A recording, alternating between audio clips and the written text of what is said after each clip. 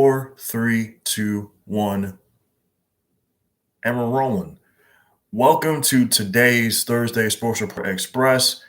Here is what's on tap today in the report. I am Sportscaster 89. We're going to recap the St Lucie Mets game last night against Jupiter in game 2 of their huge 6-game series in a battle for first place in the Low A Southeast East Division.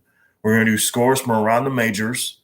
We're going to preview tonight's action in college football as week 1 gets underway. Without further ado, everybody, let's get started with the St Lucie Mets as they won a tight one-run affair last night, 2-1, to reclaim first in the Low A Southeast East Division over Jupiter.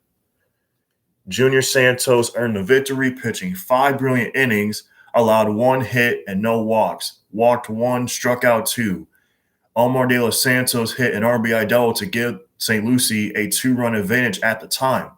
Jupiter got on the board as Davis Bradshaw hit a 1-out double, went to third on a wild pitch, and scored on a ground out by Paul McIntosh to cut to a 1-run affair. The Mets are 54-47, and the Hammerheads are 54-48. They'll play Game 3 of their series tonight at 6:30 p.m. at Roger Dean Sheffey Stadium. Your pitching manager will be Jordan Yamamoto for the Mets. He'll make the rehab start for the Mets. And for the Hammerheads, it'll be Juan Palacios. He is 4-4 with a 4.02 ERA. Airtime on the St. Lucie Mets Baseball Network is at 6:20 p.m. Adam McDonald with the action for you. Next, let's do the scores from around the majors yesterday and last night. Game 1 of a day-night doubleheader between the Reds and the Cardinals. Game 1 went to the Cardinals 5-4. Game 2 went to the Reds 12-2. The Rockies defeat the Rangers 9-5. The D-backs defeat the Padres 8-3.